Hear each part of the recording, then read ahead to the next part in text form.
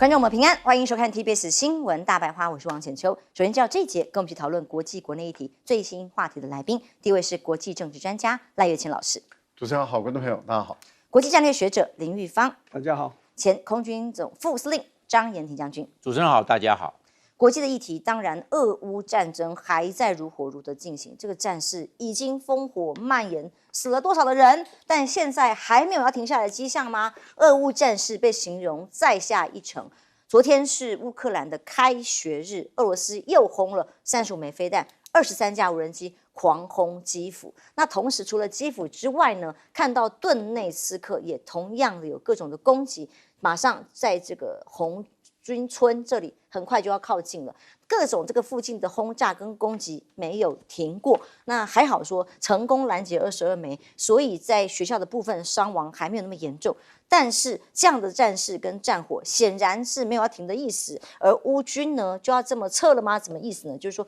有一个说怀疑是不是有阴谋啊？那在战地顿内茨克这里这附近占地200平方公里，最近俄罗斯的推进非常的顺利，一下子15个村庄啊，几百公里的推进，就直接进到即将就要到红军村了哦。那这3天几乎没有任何抵抗的情况之下，怎么回事这么轻松？当然，就有一个外媒的凤凰电视台的报道认为说，俄罗斯担心是不是一个陷阱跟圈套，故意在放空城计吗？那泽连斯基则表示，西方这个时候啊，再度的喊话。赶快允许他们，不只要允许他们远程的攻击武器去攻击俄罗斯本土，还要让他们可以实际越来越多的武器可以来攻击，这武器还不够，再多来一点因为这一波一波的这个飞弹导弹的攻击，波兰说话了。波兰外长说，这个时候无论北约反不反对只要飞弹通过波兰的领空，那就应该把他们击落。这是有责任在俄罗斯把飞弹打到乌克兰之前，就一定要帮忙把它打下来的。那甚至有个调查是超过一半的波兰人都支持军方这么做。而普京呢，这一次第一次在受访媒体的时候，点出了乌军这次跑到这个俄罗斯本土去攻击的目的是什么？他认为乌克兰是为了阻止乌东战事去奇袭了库斯克。然而现在呢，对于俄军前往顿内茨克就这块地方的时候，反而不是200公尺、300公里、公尺，而是以平方公里来计算的。所以这样的做法根本没有办法阻止实际在乌东这里的推进。所以俄国还有一个动作是一直被好几次各种的报道都跟核武有关。那这次的报道是什么？是路透社他说有2名美国研究人员表示，从卫星找到了所谓的9M370这个武器在俄罗斯部署的地点，这是一种新型的核武巡航导弹，被普京捧为无敌。无敌意思是什么？射程无上限，那也没有办法被其他的防卫武器拦截，有这么厉害？那是核动力飞弹现在正在蠢蠢欲动吗？这个是来自路透社的报道。而乌克兰入侵俄罗斯领土之后，永和国家不会遭到攻击的理论因此失效吗？那乌克兰现在攻进去的人到底现在是困境，还是下一步该怎么办？普京公开讲在必要的时候，俄罗斯的核政策是可以修改的。虽然过去跟西方曾经有一个共识，对于核武的使用是有节制的，但现在他认为是不是到了修正的时候呢？而普京到蒙古去受到了很大的关注。出访之前他特别讲新闻自由是他支持捍卫的耶。他说，指责西方去迫害了俄罗斯的记者，也因此呢，他也立刻把一批美国的记者给赶出去。所以普京甚至到了这个我看到下飞机凌晨我们的画面他到了蒙古的画面，蒙古共和国的画面，受到了盛大的欢迎。他甚至在很多的场合主动讲说，我家小朋友会说一口流利的中文，一直在跟中国的关系建立更深、更友谊的这样子的氛围。但其实到蒙古去这件事情受到关注是什么？国际刑事法院 ICC 这个蒙古也是缔约国之一。那根据他们的决议，就是如果普京出现在他们的国家的话，应该要立刻逮捕的。但蒙古有逮捕吗？没有，不但没有，而且盛大的欢迎。当然，普京的目的是为了天然气的管线要在俄罗斯这里西伯利亚力量2号。有没有可能进一步推展？看起来是双方都很有意愿。而这个时候，乌克兰很愤怒就痛批蒙古国应该把战犯抓起来。所以本来当然普京是很有把握才会往这个国境走去嘛。那当然，欧洲 ESG 基金从俄乌战争以来，我们观察到一个数字，哇，军工业持股涨翻啦，一直持有，一直涨。所以俄乌战争以来，谁获利最大呢？当然是欧洲、美国军工股啊，赚钱赚翻了啊。所以苦的是谁？当然是还在打仗的乌克兰、俄罗斯的人民。接下来我们要看看，先请戴教授。乌东地区的战况对于乌克兰确实很不利啊。泽连斯基他本身的战术目标没有达成，因为他往这个库尔斯克的攻击，他把他的主力部队往北打，他希望说能够吸引住俄国在乌东地区顿涅茨克这个地区的军队往北走，没有成功，没有成功。现在的情况这个对乌克兰怎么办？兵力不够，而且他的底下的将领非常的不满对于泽连斯基不满，对于他的总司令不满，都已经发出他们的强烈的这种不满的声音。那怎么办？目前您提到的有关于他们俄国打进去以后，发现怎么会是空城？他们一般判断就是乌军很有可能把北部的几个乡镇的原来的防卫线的军力调走，移到红军村这个地方，就是红军城了。那因为红军城是一个战略要地，我们一般来讲就是5路1铁的一个战略要地，交通要道。这个交通要道，如果你一控制下来的时候，会使乌克兰的对于前线的补给品就送不上去了，因为它那个地方也是一个这个补给站，也是一个军需物资，包括弹药、武器的一个堆荒弹。所以它如果一旦控制住以后，对乌军是非常的不利，不管往北、往东、往西、往南，都各方面都是如此。所以我觉得对泽连斯基来讲，他的压力是越来越大，因为他内部里面也承受的巨大的这个军队里面对他的不满的声音。他也希望说，在这一次去联合国这个出席大会的时候能够跟拜登见到面。预估拜登可能会跟他在联合国这个地方或者是他去参加联合国大会完了以后，那到拜登那边去华盛顿跟拜登有所见面，来提出他所谓的胜利计划。不过胜利计划看起来也可能很难胜利了因为以目前的这个乌克兰的情况来看，是处于很不利的一个地步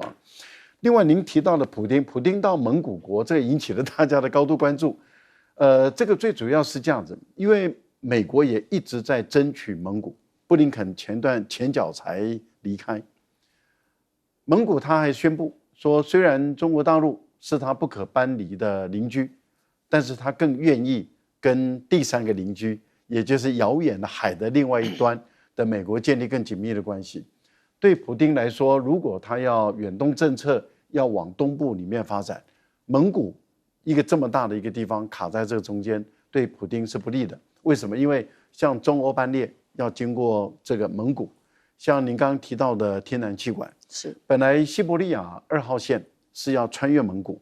但是大陆这边是有意见的，那么哈萨克也一直在争取，所以目前西伯利亚2号线很有可能是经由哈萨克再进入到中国大陆，但是普丁还是希望按照原来的这条线，所以可能就不再叫做西伯利亚2号线了目前有一个新的名词在产生，那也就还是一样，从俄国、蒙古到中国大陆，但是这个部分还要跟中国大陆来谈。普丁还想再打造另外一个就是观光旅游线，也就是18世纪中国的茶进入到圣彼得堡，是俄罗斯的圣彼得堡的这条茶道，他也希望把它变成一个中国大陆进蒙古，再进这个俄罗斯的这个观光旅游线。那如果是如此的话，这个就涉及到蒙古本身已经规定7月以后，中国的自驾游的车辆不能进蒙古。那这个部分里面很明显的你就看到蒙古跟中国的关系目前来说并不十分的友善普丁这一次还引起大家关注的第2点就是 ICC 直接挑衅的问题，直接挑战 ICC。那很明显的，蒙古国是缔约国，但是蒙古国不理会 ICC。在过去有不理会的缔约国，他们最后的国家元首被 ICC 提到安理会去被惩罚、被制裁。但是由于普丁本身就是安理会的5大常任理事国，所以他一定是一票否决。因此蒙古有恃无恐，他很明显的，那他就不在乎你安理会不会，因为安理会绝对不会通过对他的制裁。将军，我们怎么看呢？在这次俄罗斯的攻势最近以来，一直是一波又一波用飞弹导弹的攻击。那现在甚至被说有核动力飞弹正在酝酿跟部署当中，怎么看？我认为乌克兰在这一方面，他犯了3个的战略上的错误。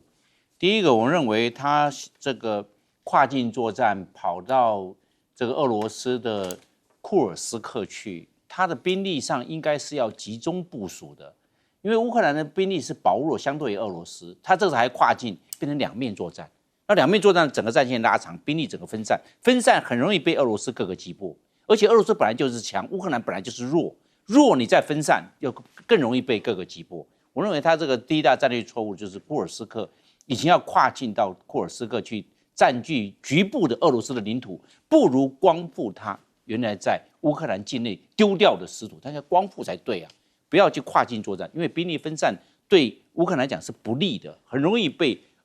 我们讲俄罗斯的军队各个击破。是这样。第二个，乌克兰到现在目前为止，它的空权掌握有限。它本来西方国家包含从比利时过来的 F-16给它，包含训练的飞行员，结果它现在空权还没办法完全掌握，仍然在俄罗斯的手上。那既然空权的恢复是有限的，那整个来看，在整个乌东的战场的主动权是掌握在俄罗斯手上，所以乌克兰拿这个没有办法。我们看俄罗斯面对乌克兰虽然有 F-16，但是问题是量太少，那所能够产生的战术的成果是有限的，所以俄罗斯没有在怕。但是乌克兰来看的话，那个既然没有办法恢复空权、掌握空权，那整个在地面上的这个作战的行动陷于被动，那这是乌克兰目前的困境。第二个困境也没办法，它是陷于被动的。那被动，那整个作战的节奏跟作战主动权还是掌握在俄罗斯手上。我们可以看得出来，这是第二个这个乌克兰这方面的短板。第三个短板就是说，乌克兰的它的这来本来是要我们讲的跨境作战的话，到库尔斯克的话是想要围魏救赵，奇袭，对，想要对奇袭嘛，达到一个效果，围魏救赵，让俄罗斯抽兵疏解结果没有，不但没有围魏救赵了，变成了他围魏了，但是丢赵了。为什么？刚好这个时候空虚，刚好俄罗斯刚好利用这个长驱直入，一直向西攻到快到攻下这个红军村了，变成这个状况了。换句话，围魏救赵整个策略是失败的，而且啊，两个补给线，你本来补给线呢只有一个，现在补给线分两个，一个是在乌东地区，另外一个不要忘了，这个攻入俄罗斯境内的库尔斯克也要给他，那你变成两边都要分了。你的作战的资材、作战的武器装备都不够了，你还要分2份，你这样的话国力更分散。那分散的话，刚好俄罗斯他在库尔斯克火力也弱，变成这个乌克兰在乌东地区的火力也弱，刚好俄罗斯一个个来收，那变成我们讲这个乌克兰在整个的战略的规划上是有犯下重大的战略错误。既然补给是有限的，作战资源是有限的，还要再做分散，兵力也是有限的，所以现在我认为俄罗斯不要去怀疑，就是说，是不是有空城计啊？不是空城计啊，乌克兰现在是空人计，没有人，是真的没人了吗？没有人是空人计，不是空城计啊，是真的没有人了，你就大胆的前进吧，你只要小心一点，不要被那个乌克兰所埋的地雷炸到就好了。他可能有雷区，只要注意到，只要是没有雷区就去战吧，因为现在乌克兰缺的是火力，还有最重要的，乌克兰缺兵，这是他目前没有办法解决的问题。对，委员，所以泽连斯基一直喊话，要西方再多一点武器。那同时呢，美方也一直讲啊，最新是苏利文讲的嘛，这已经是最后一个版本的终战和平版本，希望促成俄乌和谈，怎么看？这和谈的日子还早了，我认为这场战争就持续打下去，还要打多久，实在是不晓得。我们只是说提醒大家，这个列宁格勒战役的时候，俄国在最绝望的状态之下，我想苏联这个战争还打了872天呢。所以我的意思是说，你这个战争你要和平，一定要是俄国答应，因为他是主导者。他如果不答应，这个战争不会终止。阿富汗他早就打不赢，他也撑了10年。好，所以也就是说，这个战争一定会继续下，而且会越打越恶劣。用英文讲就 ugly， 就越打越残酷，越打越不择手段。好，攻击医院啊，攻击学校啊，这些全部都会出现的。所以这个是一场非常漫长的一个战争啦。那他严格讲起来，俄军的情势也有它不好的地方。你看他的好不容易拿回来的克里米亚，现在俄国不敢在上面布置大军。你看去年黑海舰队的总部在克里米亚就被他用长城的武器给打中了，里面死了不少人。他的莫斯科更早的时候，他的黑海舰队的旗舰也被打掉，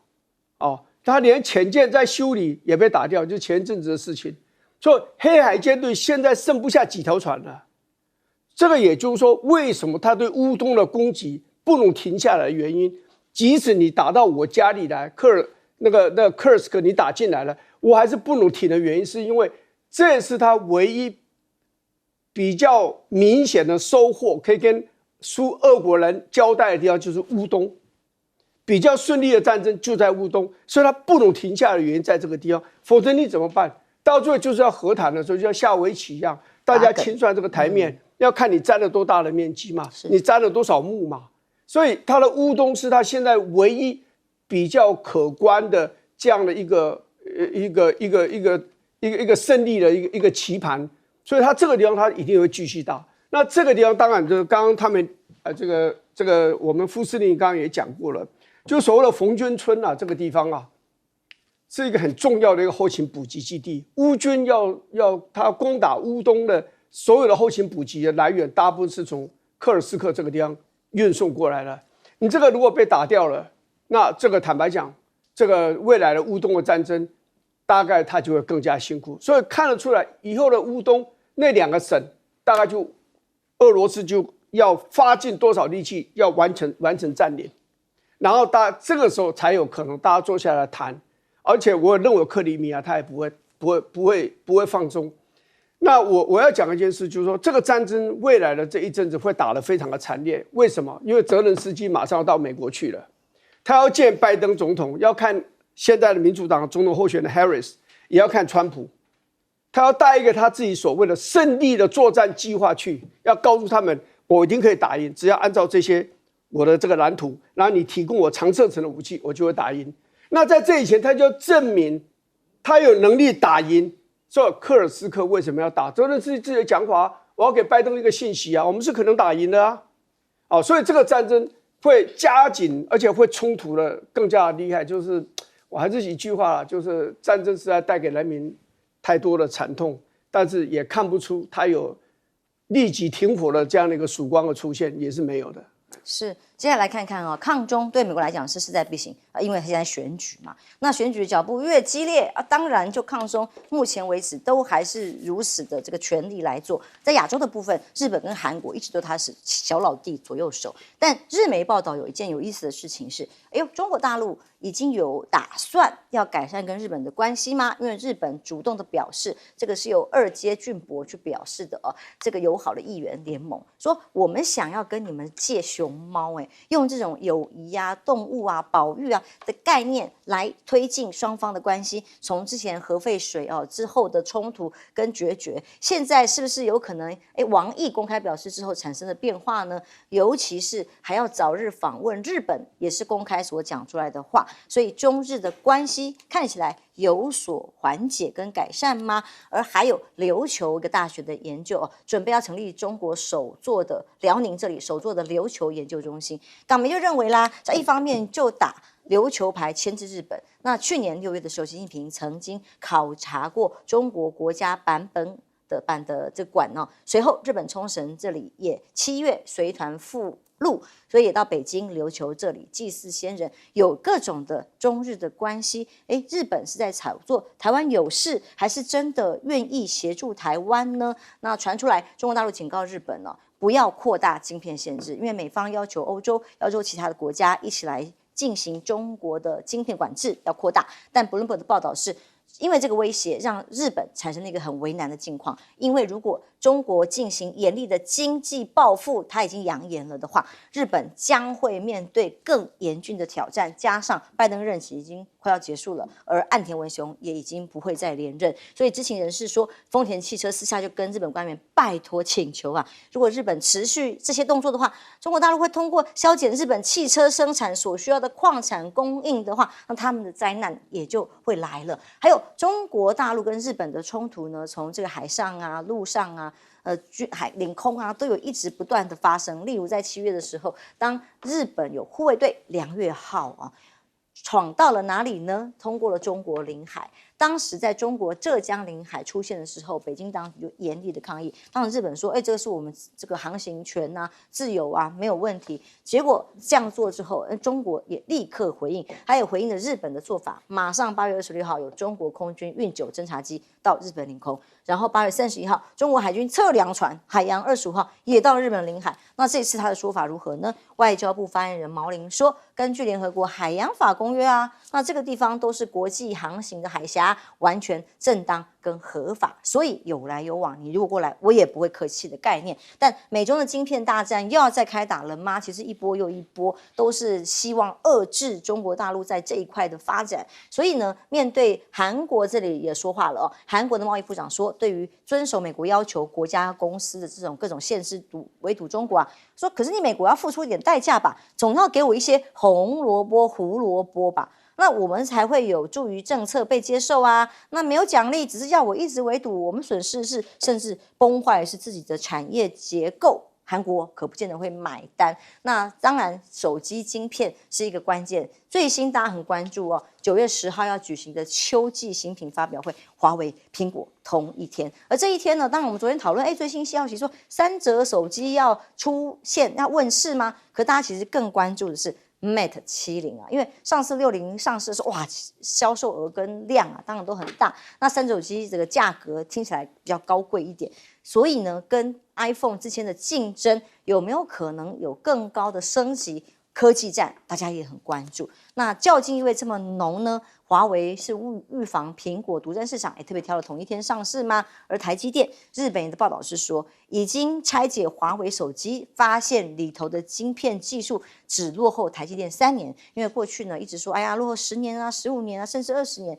现在已经拉距越来越近了吗？自主研发要逼着它成长的结果是如此吗？这个是由日本半导体调查企业的社长所表达的。那 Intel 的执行长季辛格则是说，多国啊跟中国现行的出口政策，加上中国没有跟半导体产业的连接，让晶片制程落后10年，看起来是这样吗？他说还会持续下去，现在是不是翻转到了一个不一样的境地哦？赖教授，你认为中日的关系现在正在改善吗？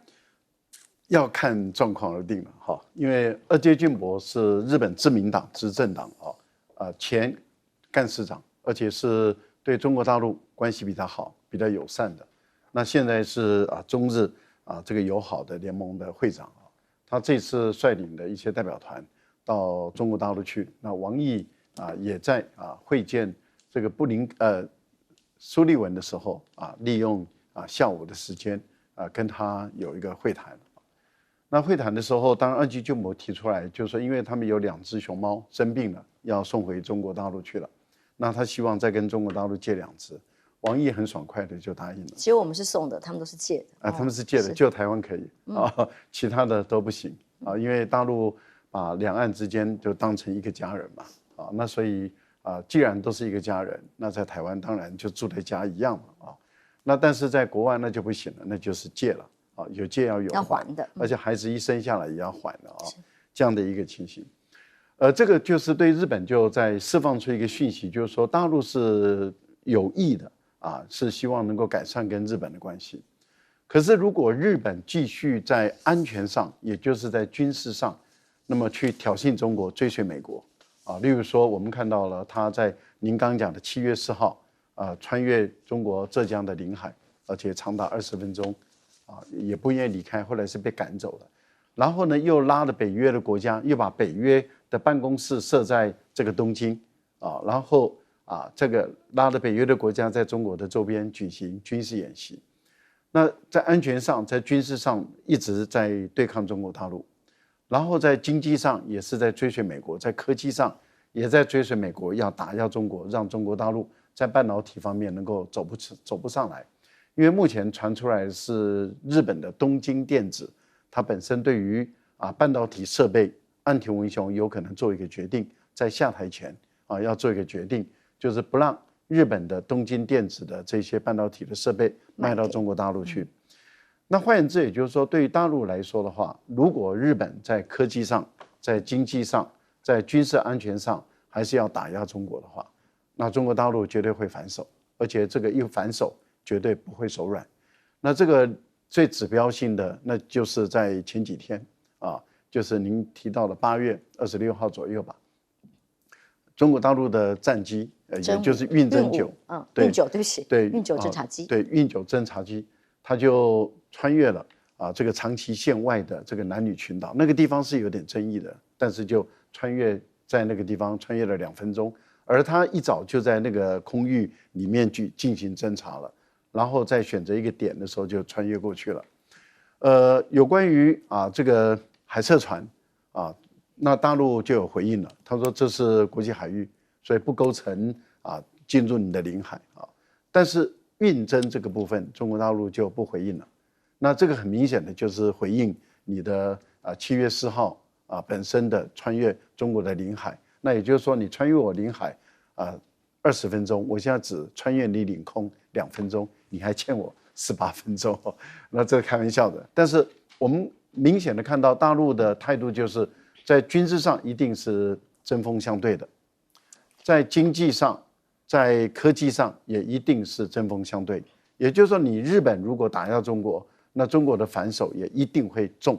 所以丰田现在很焦虑，丰田他担心的就是中国一反手，所有的这些稀有金属，因为丰田目前还没有办法摆脱对中国大陆的依赖，它的很多的这些产品，例如说永磁铁啦它还是需要靠的是中国的供应，对，然后还有就是它的电池还有包括嘉泽、石墨，它都一样都要依赖中国。所以对于丰田来讲，他就很焦虑，他也希望他们的政府不要伤到他们自己的企业。那换言之，也就是中日的关系，你看，如果日本他不再追随美国，那中日的关系改善是绝对有可能。但是如果继续追随美国，那改善的可能性就不大了。当然，所以美国在大选很多的不稳定的因素在里头。委员怎么看在亚洲这里的变化，还有中美科技晶片大战？中日就同时出现在这个东亚的这个狭窄的这个空间里面了。所以你看过去的这种历史双方的关系这个斗争的时候是比较多的那所以呢，怎么去处理这样的地缘关系大概都是东京跟北京都是很伤脑筋的。那我觉得最伤脑筋的部分是东京的外交的自主权是很少的，所以美国在掌控它了。美国在全世界，你去看，有人说它有几十个海外的基地，但是大大小小算起来是750座美军基地。美军驻扎在海外人口最多的地方就在日本，有5万多人。所以日本本身就不是一个正常的国家，不是一般的国家，它还在承受2次战后的美国对它的那样子的控制所以日本做了很多事情，它要配合美国。譬如你说晶片卖到中国大陆，它可以赚很多钱，可是美国不准它卖以后，他去寻找这个替代性的市场，其实不是很容易，因为大陆是个非常大的市场，南韩也遇到同样这样一个问题，所以现在就是要看美国对日本的控制的那个欲望跟那个能力会不会削减？如果他控制日本，要去影响对中国大陆的外交的，还有经济的那个意愿跟那个能力没有下减的话，日本跟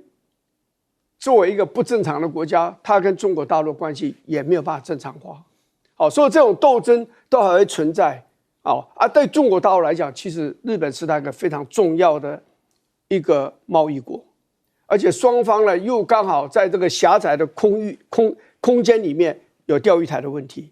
有东海的油气田的问题，所以他们彼此之间武力冲突的可能性是有的。现在加上说什么台湾有事，日本也有事，那这个冲突的这个因素，就至少是有3个因素是会冲突的。然后美国是积极的在让这个事态他的扩大盟国对中国大陆的打压的力度是在强化中的。所以这样子来，你就说日本真的再怎么想跟中国大陆改善关系，或中国大陆想怎么样的跟日本改善关系，基本上都有一个最大的外来阻碍。那个外来阻碍就是日本，就是美国。而且我想，即使换了 Harris 上来当总统，或川普再回来当总统，美国对中国大陆的政策，那种军事、外交、经贸上的打压，我认为是不会停止的。所以从这里去看，中国大陆跟日本的关系的改善是会有限的，但是有限，它还是双方认为还是要做，因为双方都知道，他们彼此之间的合作，至少在经贸这方面，对彼此是有利的。彼此如果撕破了脸，双方都会重创。所以在这个基础之下，他们的外交要再坏也有一个底，也不可能说破底，不太可能。将军，对，我们可以看得出来，这个中国大陆的这个运九侦察机，就是海上巡逻机进入那个兰屿群岛，有没有？它短暂停留2分钟。还有的就是中国大陆的这个我们叫海测船呐、海测船通过的这个鹿儿岛南边的这个群岛，就是土格拉群岛。土格拉群岛有个土格拉海峡，通过海峡。现在中国大陆都强调了，它是通过的是过境权。过境，我只是过境，我无害通过。这个不是军舰，这只是这个海洋对测量船，只是这个样无害通过。他讲了，这是过境权，所以因为你知道，大概第一岛链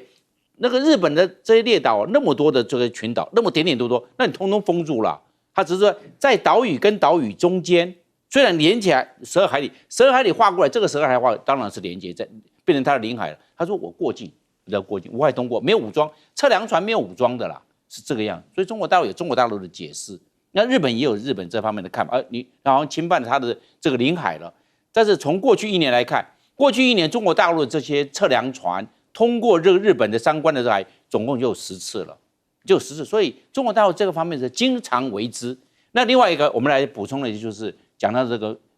熊猫外交啊，熊猫外交，我认为熊猫外交是这个一时的缓和。没有办法，这个永久没有办法改善，这一时缓和而已，只是一个小小的筹码，但是没有办法改善，因为历史的这种我们讲历史的这方面的对立，历史方面的这方面的记录都在，这个没办法化解。第二个，美日安保条约的对象就是中国大陆，你既然都有美日安保，这个是结构性因素，因为这是安保条约，美国跟日本那当然是面对的中国大陆，这个能够缓和吗？这没有办法缓和的嘛。那第三个，主权的争端。钓鱼台主权争端60多年了，就在那个把行政权给日本之后，一直到现在60多年了。这个方面的主权上的争议根本没办法一时两刻来做解决啊。那这3个，你历史的因素、主权的因素、美日安保条约这方面的对抗因素，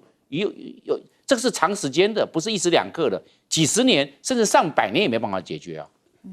我们看到，因为美国对于中国大陆的围堵逐渐的把它跟俄罗斯之间的关系越逼越近，越推越近，现在合作的关系越来越密切。那这个报道为什么说台湾要小心？报道这样做的原因是因为，居然在卫星上面发现，这是由日本东京大学公布的，他发现呢有7月24号的时候，一架俄罗斯的轰炸机，有中国的空运运20这些中国军机一起在一个秘密基地起飞了哦。阿纳德尔空军这个基地，说这个起飞的地点呢，进行的是联合任务，可以说是俄罗斯有史以来第一次允许外国的军机可以驻扎在这个基地里，而这个基地呢，距离阿拉斯加非常近，600公里，20分钟就可以飞到了，所以引起了关注说，哇，现在俄国跟中国大陆的关系这么的密切了，而美国的海军陆战队呢，在反美的群体里头，其实很多国家还是有反美情绪的，因为干涉当地的政局嘛。土耳其这里就发生了一个很不可思议的状况，那个美军第6舰队到黄蜂号2栖攻击舰啊，1号的时候到土耳其第2大港去访问，结果呢，船上的士官兵上岸去旅游，居然这个画面是什么？不是他的假发，不是他的帽子，有人给他看 body 啦，直接拿袋子往他头上套。然后还殴打了一顿，那因为他的求救，好不容易他同袍跑来救他，才获救。那当时他们这些土耳其的当地的政治组织攻击的时候喊的是什么？滚回美国去！还有以色列，以色列现在正在有50万人的大罢工，施压政府赶快和谈啊，让人质可以放回来啊，因为现在又有几名人质被杀害了，所以对于这些以色列人来讲，最重要就是希望能够顺利的和平嘛，让人质可以回家嘛。但是法新社的报道，目前军方特拉维夫啊这些城市街道上还是在抗议当中，而显然政府方面仍然非常强硬，是美国支持引爆各地反战吗？那还有南韩仁川机场这里居然发现有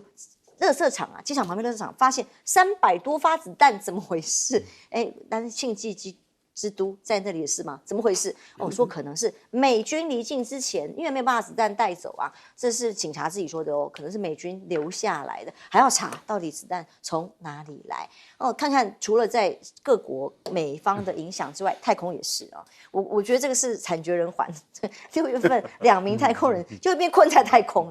你在台湾在任何国家陆地球上也就算了，你在太空船舰坏掉回不来，6月到现在已经3个月了。那现在就是说，被发现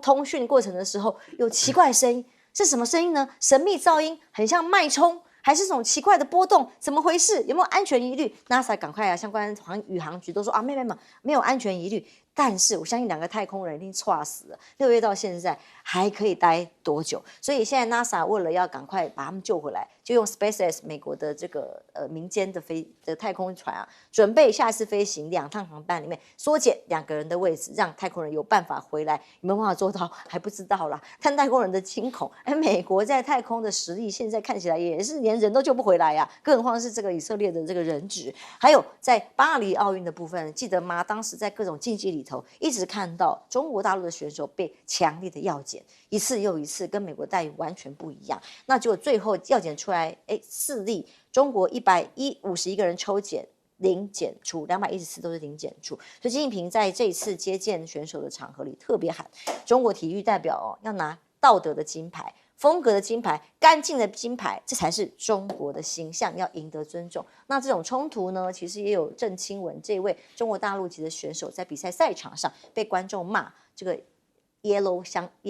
banana， 我说他黄香蕉，他立刻回，我会打败你 ，I beat you。所以像这样的仇恨在国与国冲突，台湾我们也看到，这样两岸之间到底有没有必要呢？而美选的紧绷，当然9月11号在台湾时间上午就会有第一场的总统大选的辩论会，这次贺锦丽跟川普的辩论会如何，大家都在关注。但目前的民调呢，根据最新的调查是 Fox 频道跟其他的这个媒体还有调查单位一起做出来，是说目前最新的摇摆州里头，2人在7大关键摇摆州3胜3负1平手，很难说会怎么样的结局不过芝加哥发生了一个很惊悚的案件，一早5点多，居然有人持枪在地铁的列车上直接枪杀乘客，3个人当场死亡，因为都还在深睡嘛，5点多早晨呢，就送医之后有1个人当场不治，枪手被逮了啦。但真的是枪支泛滥的美国，对于选情来讲，更关心的是民众的安全吧。赖教授，先看看在这个国际上太空发生这么多状况，可能都反美的情绪。对，这是7月间发生的事情7月当时中俄的这个战略轰炸机联合的到阿拉斯加去巡逻，这个时候当然就引起了美国他们的高度的关注虽然美国他说他没有进入领空，而且呢是穿越了防空识别区，可是防空识别区并不是国际公法的规定，然后所以它是虽然在经济海域里面，但是呢它没有违反规则。不过为什么美国那么在意？是因为这种战略轰炸机可以在比较远的地方对于美国的本土发动攻击所以对美国来讲，它的压力就很大，他们就一直在研究一件事情。研究什么呢？就是中国的战略轰炸机到底从哪里起飞？如果是从本土起飞的话，因为这款轰6K 它的作战半径大概在5000公里左右，那要飞到这个阿拉斯加，你等于是要经过空中加油。结果他们发现了，发现并不是从中国的本土起飞，而是在于俄国跟阿拉斯加的交界的地方的一个机场。那么就在这个机场里面起飞，所以它等于是20分钟就进来了。这个当然就让美国人感受到，就是说中俄之间的军事的合作已经到了相当高的一个台阶，因为那一个基地在俄国来说是很敏感的基地。换言之，也就是它部署的更多的是战略轰炸机，可以打核弹的这些轰炸机，能够在第一时间就进入美国的本土，对美国实施核攻击。而它也让中国大陆能够打核弹的这种轰6K能够在那个地方停住。而且他们还发现，就是不只是轰6K，运20也在里面，所以他们就可以判断说，哎，那中国大陆未来跟美国直接交战的话，它的这个我们讲的是战略前沿，已经不是从中国大陆本土了，事实上是可以延伸到这个俄国的本土来对美国实施攻击。另外还有一个地方也引起他们关注的地方是在于中俄之间的海上舰艇的就是军舰的联合巡逻，也到了阿拉斯加这个外海，而且进入经济海域。那当然美国还是说他们依照规则，然后他们也都是遵守规则，没有问题。但是还是一样引起他们的关注，他们发现大陆的这个战舰它并不是从本土，而是从海参崴，从海参崴跟俄罗斯的战舰里面进来。后来中国大陆自己又组织自己的4艘战舰进入阿拉斯加这个地方来进行这个联合巡逻。那未来会成为一个常态，就大家都知道，1年可能会走1次、2次，甚至3次，按照需要。那么美国到中国的边界走多少次，可能慢慢的中国大陆到美国的边界走多少次，这个就变成一个常态了。但另外一个部分里面就是说，既然战机可以延伸到这么远，那以后就不一定只是在阿拉斯加这个地方巡逻，也可能再往南走，经过加拿大，再往这个西雅图，往这个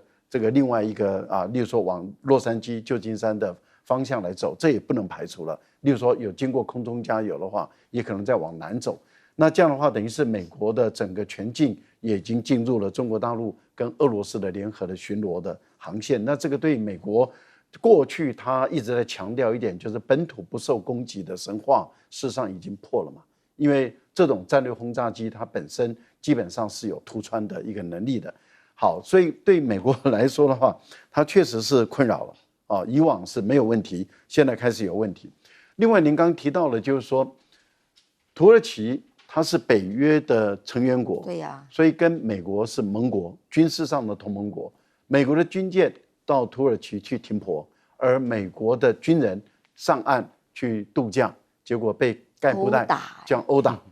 这个又让我们感受到一件事情，就是说，在反恐很激烈的那个时代，穆斯林世界的仇美的情绪那个时候我记得我那时候在法国读书，我们恐怖主义的攻击很厉害，而穆斯林世界对美国是非常的仇恨。这种情绪因为以哈的战争，美国硬挺以色列，看起来这个情绪有在上升的这个现象，这个对美国坦白说是不利的。因此，以哈尽快的结束战争，反而符合美国人的利益。我们休息一下，马上回来。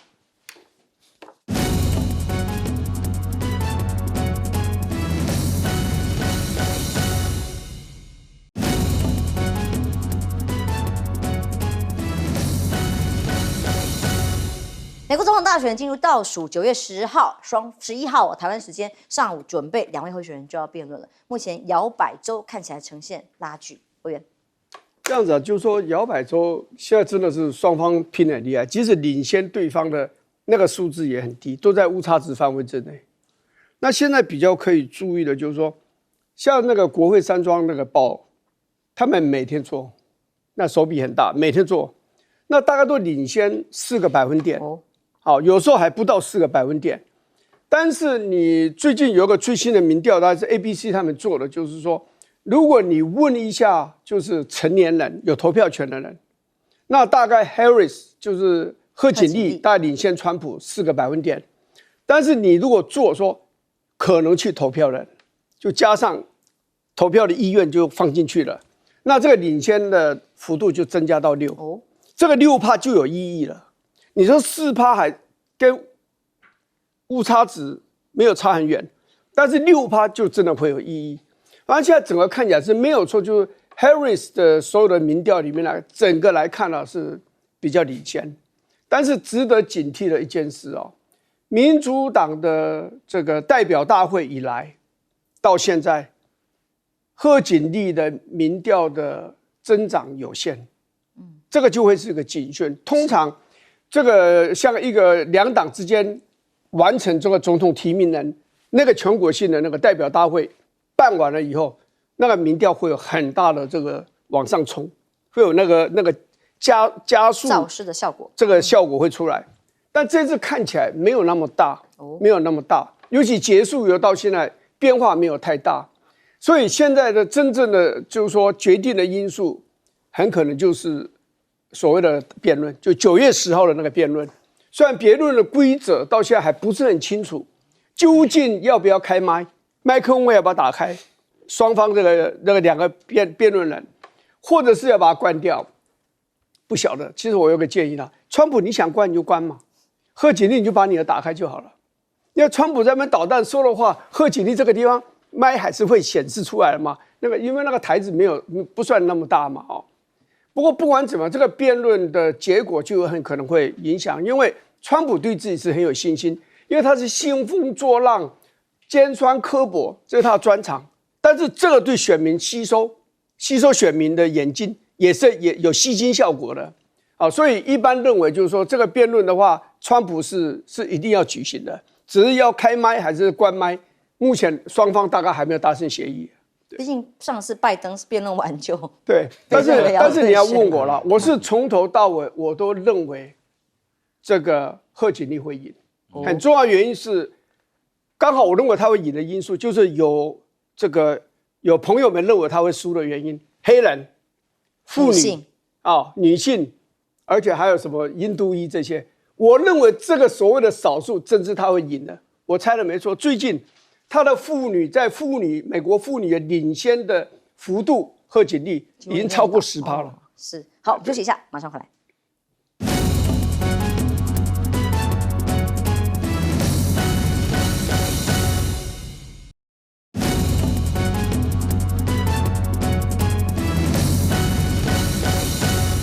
中俄在军事上的合作，从秘密机场都可以有停降的这个联合演习，让美国相当紧张。对，这个阿纳德尔的这个机场，刚好你看它接近那个白令海峡，非常的近。换句话说，这个俄罗斯跟中国大陆之间呢，有这个军事上的合作，已经到达协作的这方面的地步了。因为一个前进基地，中国大陆的轰炸机要进驻。它的地面的装备都要进驻，包含它的加油设备、加液态氧的设备，甚至基本的维修的这方面能量都要建置。因为飞机有点小的故障，在当地就要排除，不要飞到原来的中国大陆的东北的机场，是这样子。换句话说，这边还包括联络组、联络官都要进驻在那边，要协调啊。这些包含后勤啊、油料怎么样补给，都要跟俄罗斯他们协调。换句话说，他们两个之间的军事上的这种合作上已经到达一定的层次。因为我们看到那个就是一个扼控白令海峡，白令海峡是太平洋进入北冰洋唯一的孔道。那将来的话，我看先有空军基地的中国大陆进驻，将来会有中国大陆的军舰也进驻到那边，要刚好扼控到整个白令海峡。将来北冰洋越来越重要，因为地球软化了，